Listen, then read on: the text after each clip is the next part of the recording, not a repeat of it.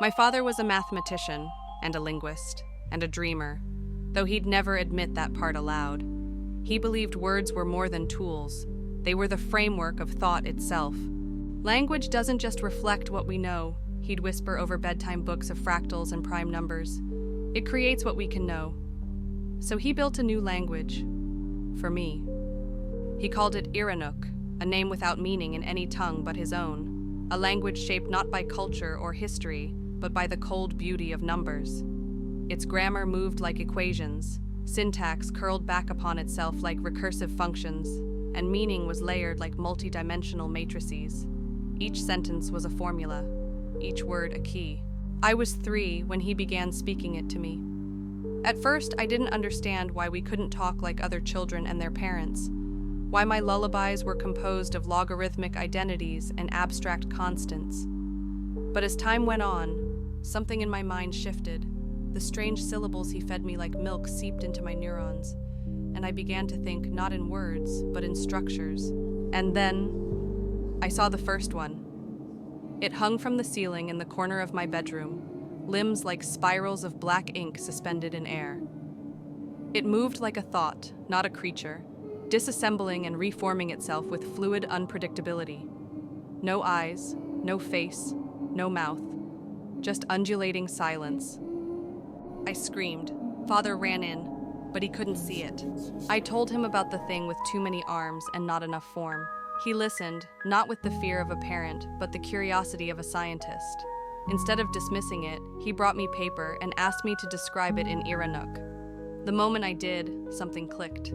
I understood the creature, not in a biological sense, but conceptually. I couldn't name it, couldn't categorize it, but I knew its existence like I knew the shape of the number pi. Infinite, elusive, familiar. From then on, they appeared more often, always watching, never touching. They didn't seem aware of me, as if I were a ghost in their world.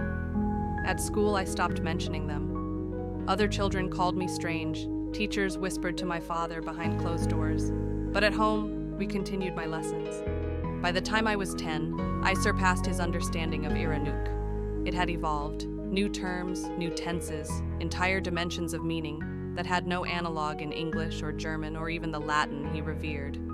He couldn't follow anymore, though he tried. Desperately. I think it pained him, like a god who'd made something too great. But I liked how the language made me feel, how it unspooled reality like threads from a loom, how it clarified the world even as it darkened it.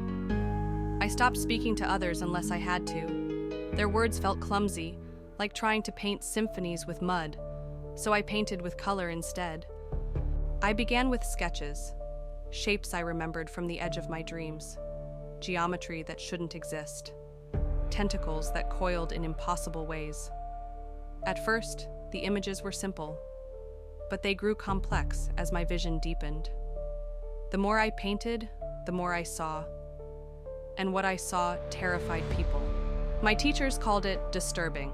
My peers whispered words like obsessed, unwell, possessed. But my father understood. At least part of him did.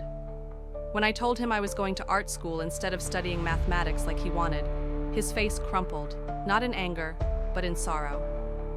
"You're not wasting it, are you?" he asked one night as we sat on the porch beneath a moon that looked too close.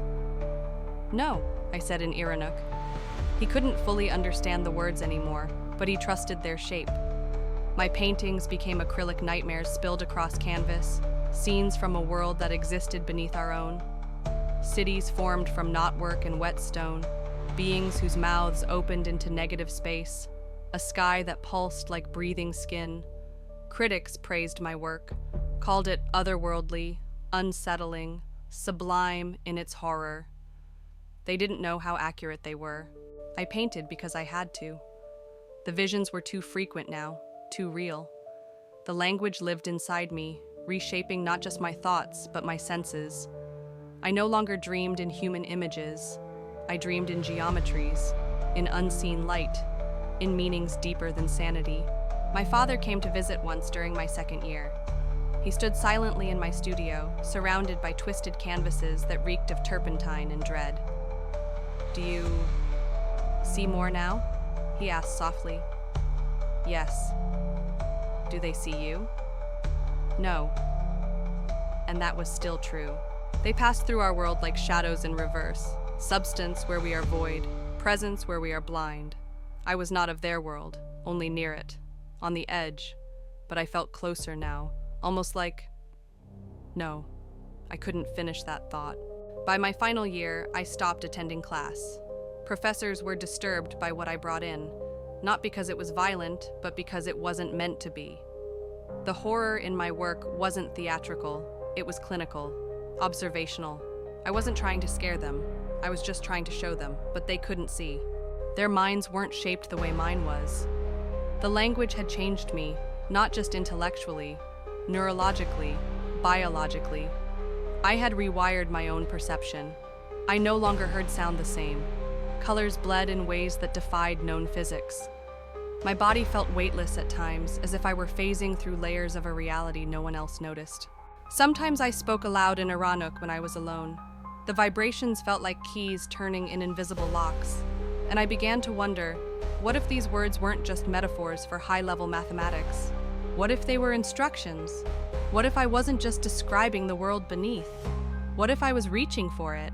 One night I painted for 20 hours straight. I didn't eat, didn't sleep. I used colors that don't exist.